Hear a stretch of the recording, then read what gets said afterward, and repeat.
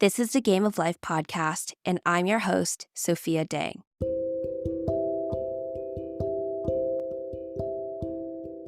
My guest this week is Ani Mohan. Ani is a co-founder and was the product lead of GameSnacks, a platform for HTML5 games with the vision of making games universally accessible across any device, connection, and region. GameSnacks has a library of more than 150 games, and over 35 million monthly users play their games. We talk about how to put games in the hands of more people, international markets, internet connectivity, operating GameSnacks as part of Google, as the company was founded as part of Google's Area 120 incubation program, and much more. I play GameSnacks games myself, which you can check out on GameSnacks.com. Please enjoy this conversation with my friend, Ani Mohan.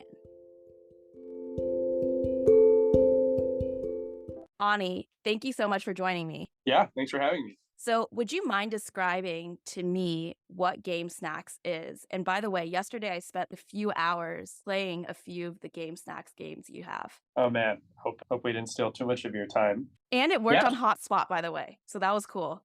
Worked on Hotspot. Cool. Yeah. It's working as intended, one of its differentiators.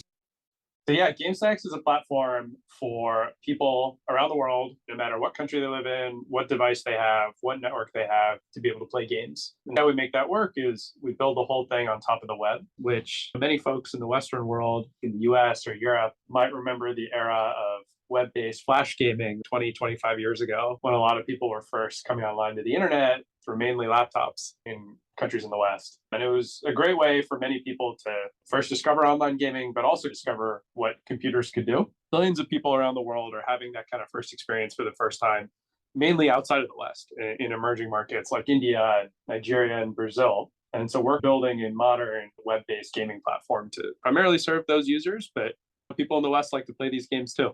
So it's kind of us in a nutshell. What does your usage look like? You've mentioned a few countries as well. So usage and country coverage. What we've publicly shared is that we have 35 million monthly users playing our games across a variety of different platforms and surfaces where they discover them. Most of our usage is in emerging markets, so countries like India, Indonesia, Nigeria, Mexico, Brazil. But we're seeing a greater and greater percentage over time come from the West as well, but still mainly emerging markets focused. On your website right now, I see over 150 different games. Could you share how did you choose or build these games? What's the reason for the selection of these games? Our games have gone through an interesting development over time. A few years ago, when we were initially kicking this off, we actually built all the games in-house. And I don't think any of those are even on the platform anymore, other than maybe this game called Flippy Box, which is almost there as a meme. We did that just really to get the flywheel going. It's really hard to build two sides of a platform from scratch. And so you have to solve the chicken and egg problem by doing something unscalable yourself. And our solution was to focus on the game side of things and build the games ourselves. But then quickly over time, once we started getting traction, we realized we needed much better content, much better games. So we started working with game studios and indie developers around the world to make better games for us. In terms of the game selection themselves, at this point, we try to make sure that we have a broad diversity of genres represented, as well as a broad diversity of skill levels. You'll notice games on there as simple as solitaire, which maybe to sophisticated gamers in the US feels like a very small game. But again, if you think back to 20, 25 years ago, that was the first game that many people played. It was the game that was shipped with Windows PCs. So we try to make sure we have games that are relatively simple and broadly appealing. But over time, we've moved upmarket in having games that are more complex, kind of with their gameplay or their graphics. And we've slowly been doing that over time. The last thing I'll say is we've also made a point to internationalize and localize our games to make sure that they're appealing to users in international markets. One example is Bollybeat. It's a Bollywood-themed spin on DDR. It's kind of surprising in a lot of international markets. The top games that people play are not necessarily localized games. They're games that are popular in the US or in China, where an increasing number of game developers are getting started. And so in India, there aren't too many Indian games, for example, that are the top games. So we try to make a push to add more local content for our users.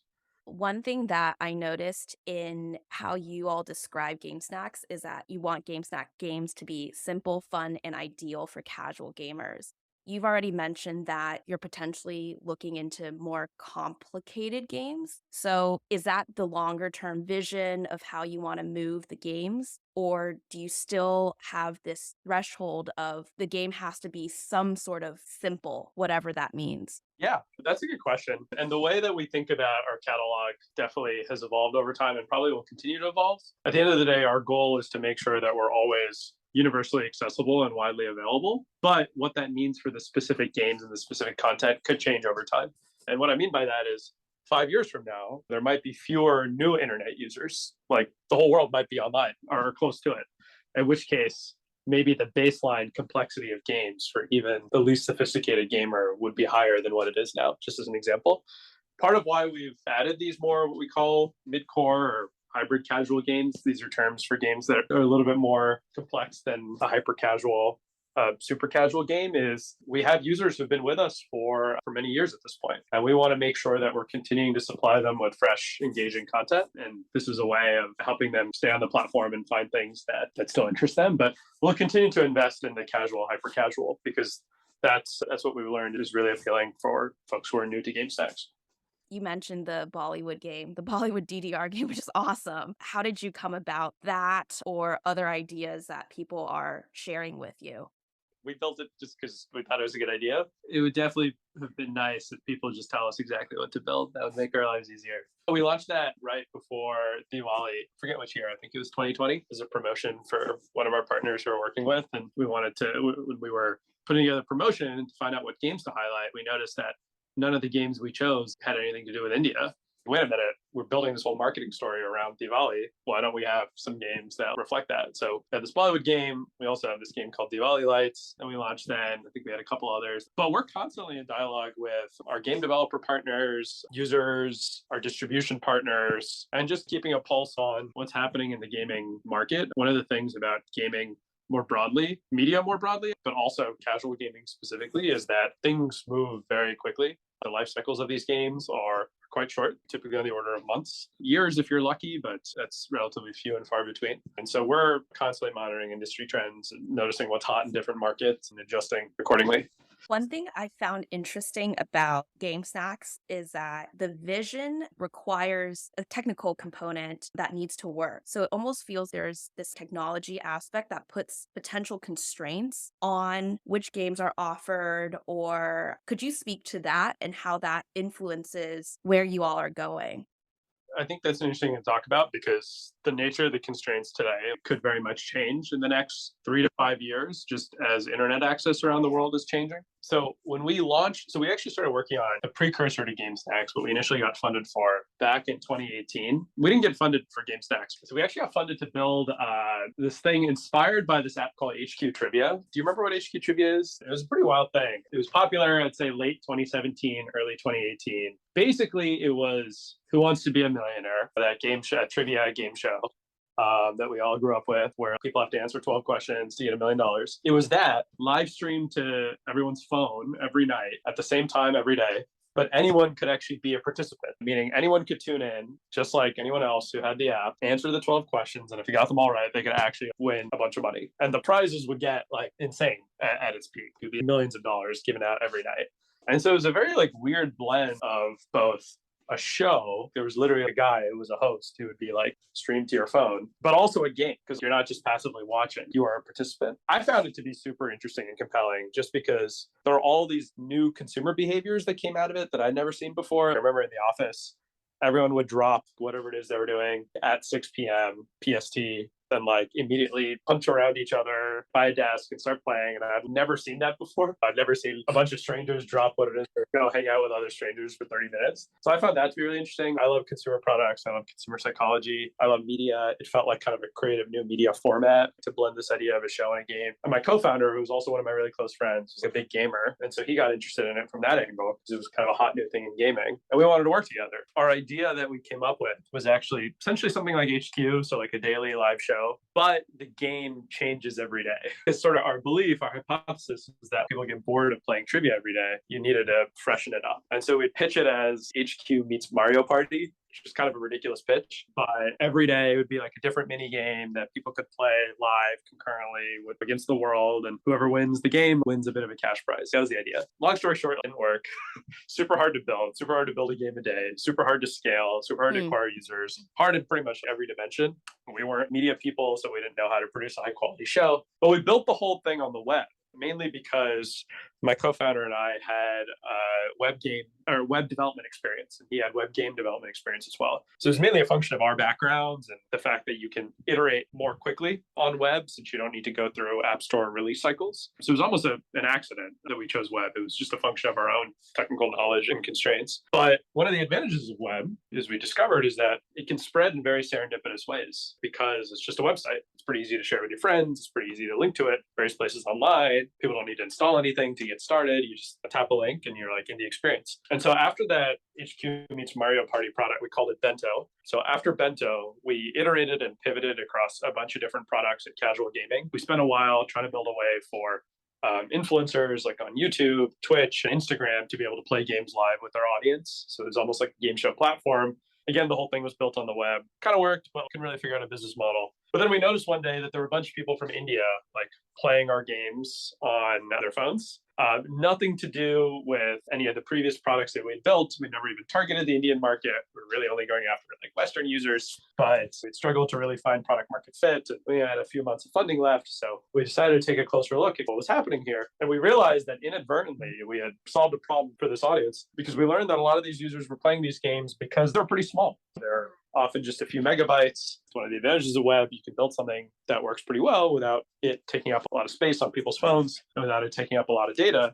And for users who are new to the internet, who are on much older devices, which many of these users were, or devices with much more limited technical constraints, like maybe just a gig of memory compared to what folks in the West might have, which is maybe 4 or 8 gigs of memory, maybe on 2G or 3G data connections, since they're often on pay-as-you-go data plans compared to like unlimited 4G LTE plans that people have in the West. We inadvertently delivered a solution that worked well for our users' technical constraints. So that's when we realized, oh, maybe there's an opportunity to build a great gaming experience for users in these market conditions, and did that shift. Sorry, it's kind of a long-winded explanation, but partially why I give that context is like the access to internet is dramatically changing around the world in these emerging markets. Since we launched to now, one big factor that's changed is actually what's happening in India, where back in 2017, 2018, most of the internet population, the mobile internet population, was on 2G and 3G, like I mentioned. But now many of them are on 4G LTE. What changed is that there's been a new entrant to the Indian market, Reliance Jio, which spent billions of dollars to essentially build up really high quality cellular infrastructure around the country and gave it away for free in an effort to acquire users. And they've blanketed the country with this amazing internet, and people are now used to using 4G LTE far more than they were before. So I think some of these assumptions around internet access could change over the next few years as more carriers start doing that. And who knows, maybe we'll see things like Starlink dramatically increase access as well. But at least as it stands today, cost of data is still a factor for many people. How challenging is this from a technological standpoint? You all really want to make sure loading times are fast because otherwise people will just exit games. How difficult is all of this, given there's so many different device types, network types, even though India now is much more of a 4G LTE country, the other countries that you've talked about are not. It's certainly a challenge, and it's something that we could probably always do a better job of. Not all of our games load under 3 seconds in all network conditions. I mean, there's a few things we try to do to help our developer partners out who actually make these games. One thing is we have a pretty involved QA process that tests these games on a variety of different device types. So a bunch of Android phones, a bunch of different screen sizes. We try to mimic different network speeds to try to provide kind of real-time or simulate as close to a real-time environment or real network condition as we can. The other thing is we work with some of our game engine partners, and we're trying to do more of that to make it easier to build on top of these engines, to make smaller games. But it's definitely a constraint. It means you need to be more creative as a developer with how you load assets, both sound and images. You need to be creative with how you communicate sort of instructions to users. Maybe your onboarding can't be as long, and instead you need to find creative ways of introducing that into the core gameplay itself. Yeah, it's not super straightforward, but at this point, now that there have been a few hundred games, we have more case studies and examples we can point to that show how it's possible. Plus, the fact that it's ultimately built on the web makes it much simpler from the get-go too. It could be really hard to build a 1 megabyte game as a native app, but the web takes care of a lot of things for you. And where are these developers that you all are working with? Who are they, and why would they want to build games for you all? We work with somewhere between 10 to 20 studios around the world. They're based out of America, Europe, Asia, India. So really all over the world. Why do they want to work with us? The number one reason is traffic and distribution. It's really hard to get players to discover and play your games. It's true kind of no matter what part of the gaming industry you're in, but especially in the web gaming industry at the casual end, we have this network of players around the world who we can get in front of your games, which is often developers' biggest concern once they build a game, which is how do people discover and play it. And the second is monetization. So developers work with us in a licensing capacity right now, but we want to move to a more sustainable kind of ads-based revenue share over time. So that's the other one. It's a chance for that sustainable businesses. I thought there was something very interesting around some of the business strategy from a country's perspective. For example, in Indonesia, you guys have tried to integrate with Gojek, the super app. How did you come up with this path? How did you think through this? And has it been successful or not? Would say this probably is our biggest insight. I think different businesses are differentiated in different ways. Like some are technology differentiated, some are distribution differentiated. And I would say for us, it's mainly the latter. Like we've definitely done some innovative things, I think technically, but it's mainly, I think, the distribution advantage that helps us.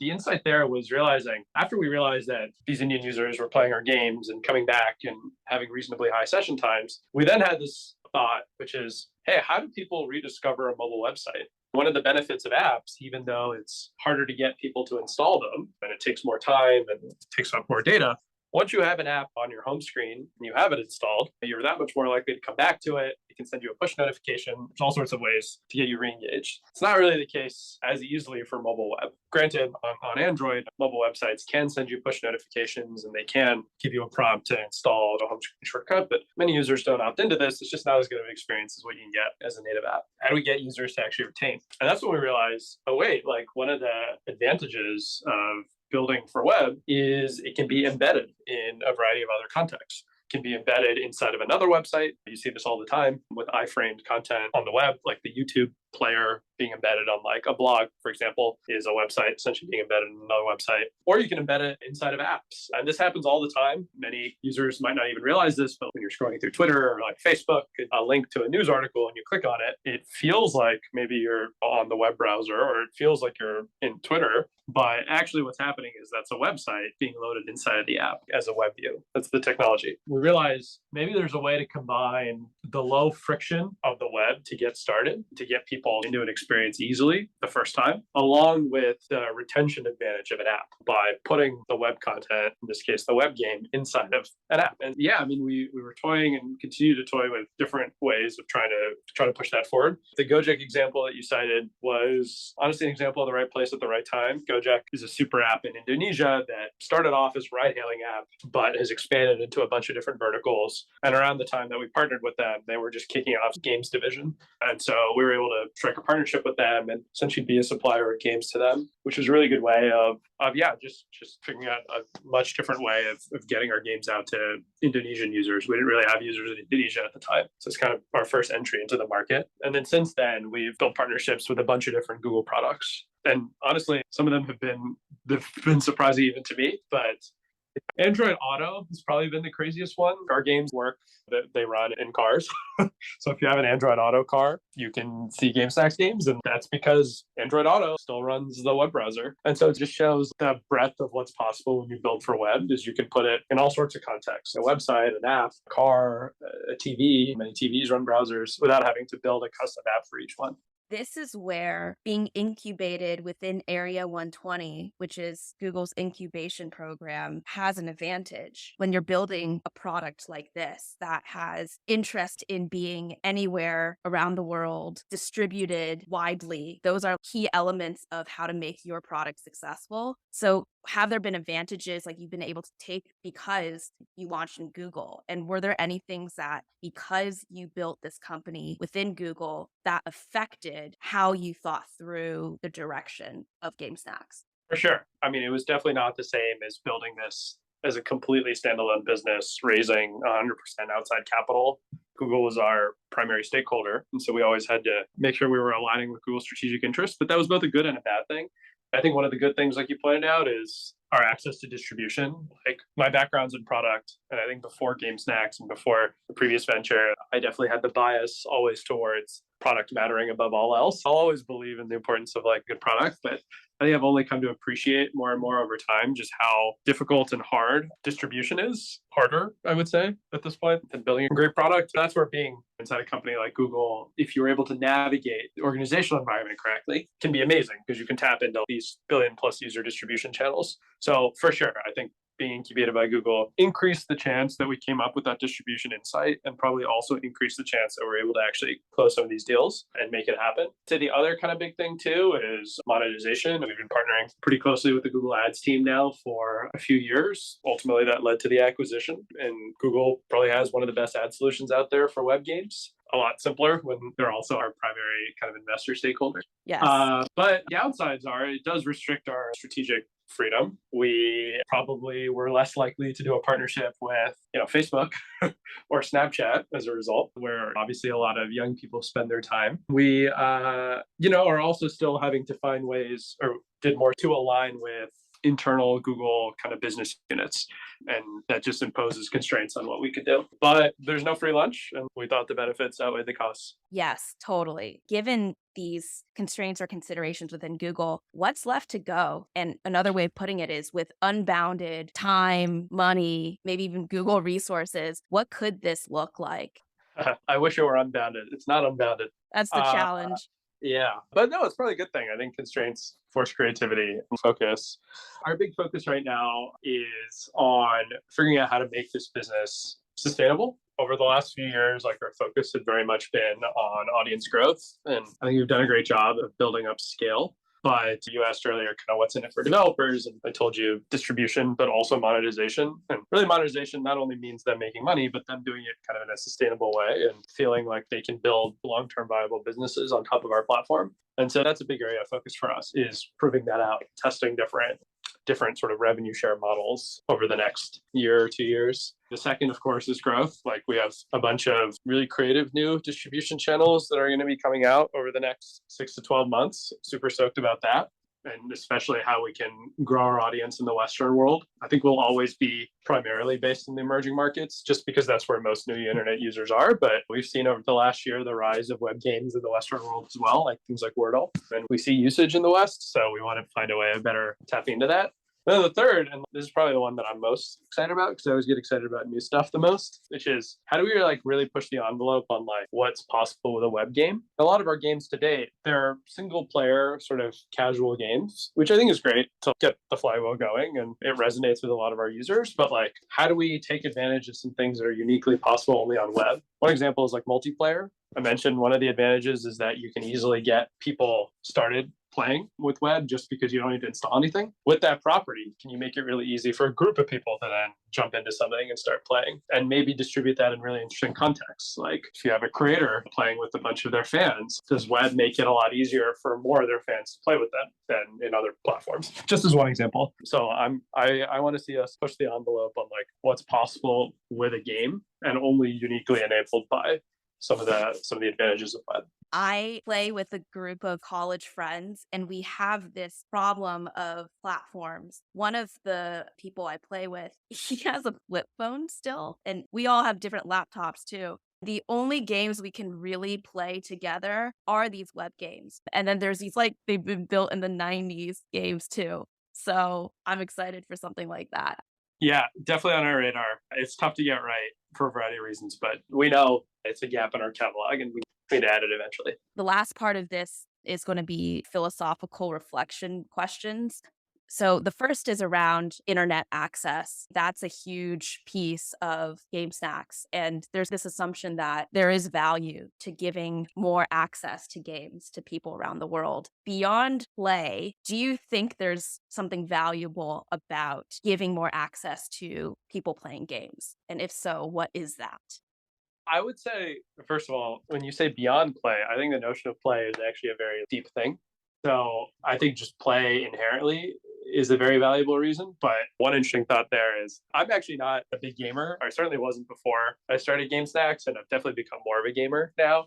And I love board games and like sports and that type of thing, but I'm not a huge online gamer. But one of the interesting things that we did on our team when we were first kind of bringing everyone together is have everyone take a gamer psychology test, which is analogous to like a Myers-Briggs style thing, except like it's for your like gaming persona. And it's fascinating. I forget the name of it, but if you just search like gamer personality quiz, I'm sure you can find it. It's fascinating because everyone has one.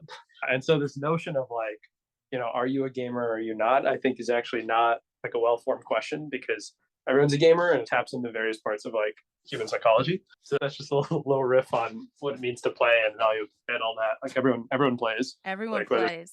True. whether they're aware of it or not, and everyone's playing more often than they realize too. But I think for other things, we don't do this on GameSnacks, but games are used in all sorts of non-play related purposes too.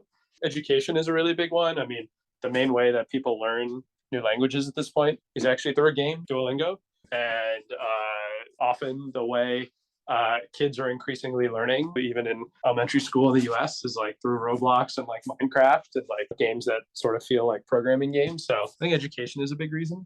I also think socializing is another one too. And this is a controversial one because I think it's one where there's been a generational shift. When I was growing up, often the narrative around games was, oh, it's where you go to be antisocial. You're not spending time with your friends in real life. Why are you staring at a screen all day? And maybe that was a reasonable argument based on the cultural sort of norms at the time. But like it or not, we're like moving towards more and more of a digital screen-based world, and more of our social life is happening online. And this is often reflected in how kids are spending their time. Like many kids are, and this is especially true during COVID, and I think COVID accelerated a lot of it.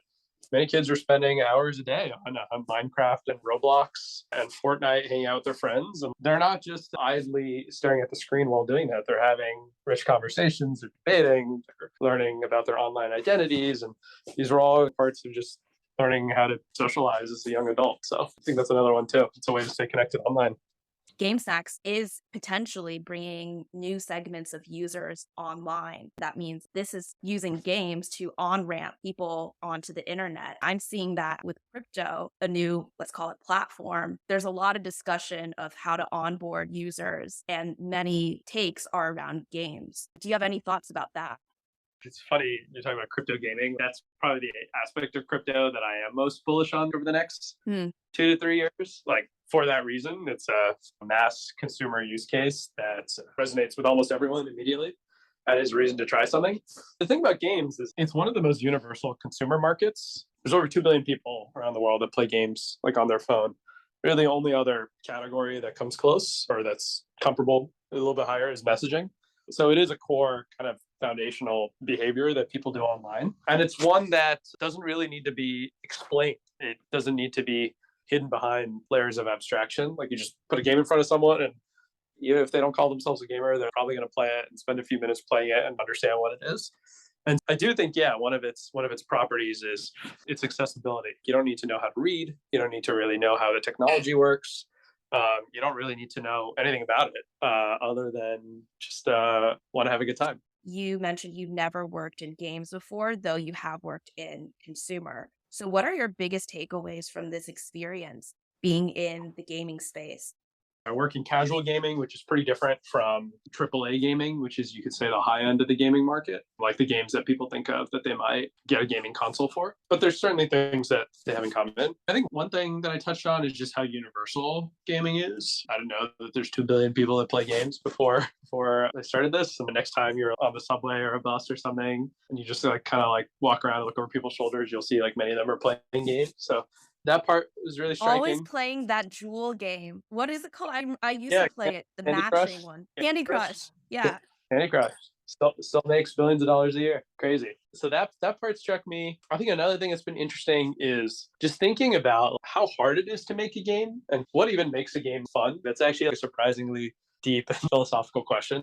There's a great book on that called A Theory of Fun by Ralph Koster, who's a very talented game designer and tries to make it accessible to people who are not in the gaming industry. But I would say it's arguably the hardest piece of media to make. When you think of media as broad across writing and music and movies and TV and all that, you definitely have to put games in there too. And I think games are probably the hardest because you need to have three completely independent skills to make a good game. You need to be a talented software engineer. You need to know how to write code. You need to be a talented artist, both visually and with music. And you need to have taste and insight about this elusive concept of gameplay, like what makes something fun. Very hard to articulate. And very few people in the world have all three skills, which is why there's very few game developers out there. There's fewer than a million game developers, really, even though there's like 75 million software engineers. And so that part's been really interesting, is thinking of games as a mix of software and art. Anything around the technology access or international components, because that's pretty unique to GameSnacks. I guess something interesting there is, and this is tied to the fact that 2 billion people play, like that's a big deal, right? Why do 2 billion people do something? Like it must only be the case if it taps into something fundamental and universal that's part of being human and not tied to a specific culture, which is where I think this notion of play is a fundamental human thing. But I guess concretely, one example of that is, and this is part of kind of our design requirements for our games, we try to make them be as limited a text as possible and make them be as visual as possible so that no matter what country you're from, no matter what language, no matter whether or not you can read, you can still play these games. And so that's been interesting, seeing how gaming content localizes and internationalizes so well compared to maybe something like a TV show or a movie. And I think I don't have any inside information here, but I think that's like one reason why a lot of conventional media players are starting to get more into gaming. Netflix, for example, has been ramping up its gaming investment and bundling games into sort of the Netflix subscription.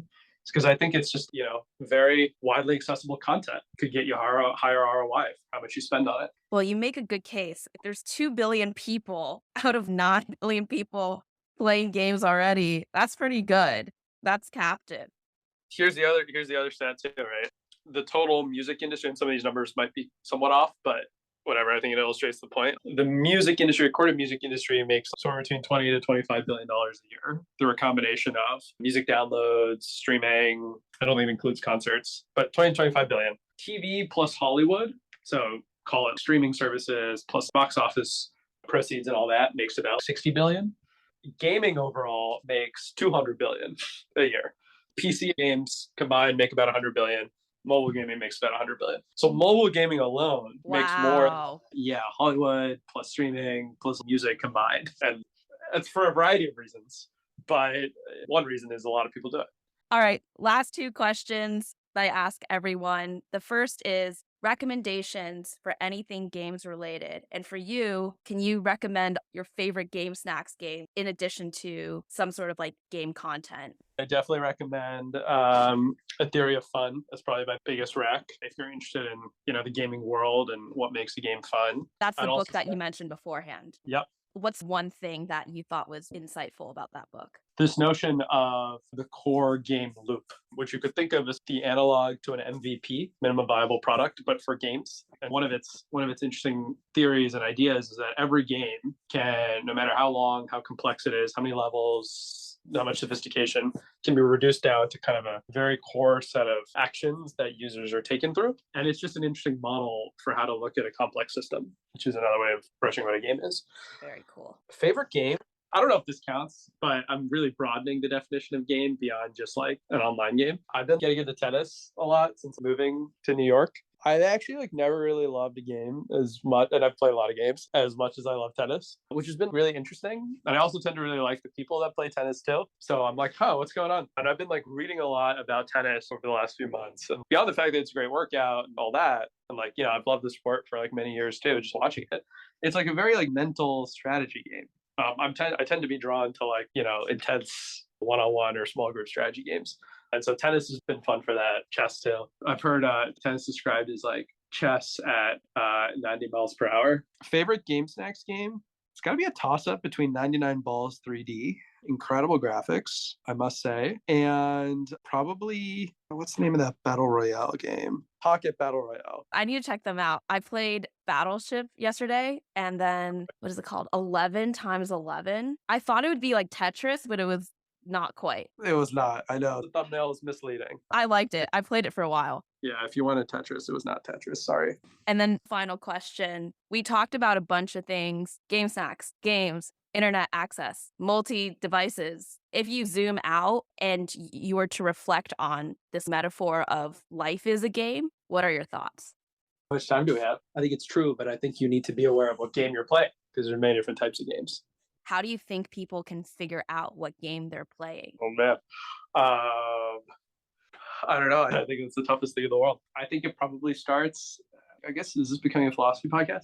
I think it probably starts with self-awareness, just seeing yourself in the world clearly, to just be aware of like hidden forces that maybe you weren't. It's funny, it's also a topic I've been thinking about a lot recently. Yeah, just personal life wise. I'm Indian. I was raised Hindu, didn't particularly like care other than like going through the like obligatory motions, and fell out of it once I got to college and started working and all that. But I don't know, I've been exploring it a little bit more again and more seriously for the first time, probably my whole life this last year. Less because it was the thing that my family did, more like coming at it from first principles. And I read the Bhagavad Gita for the first time like a month ago, which is, it's not really like a scripture per se, but it's like, think of it as like a Hindu philosophy book. And this notion of like play is actually a very central point in the whole thing, which I think is like fascinating because I did not know that. I randomly happen to work in gaming, which like the Bhagavad Gita does not know that I work in gaming. And yeah, I mean, it has this metaphor actually for how life is a game and the purpose is to play, which I think is very beautiful and profound and all that. So it definitely resonates. Wow, very profound. I'll leave it at that. Thank you so much, Ani, for joining me. Thanks for such good conversation. We talked a lot about game snacks, but also went into the philosophical. Cool. Yeah. Thanks for having me and thanks for asking some good questions.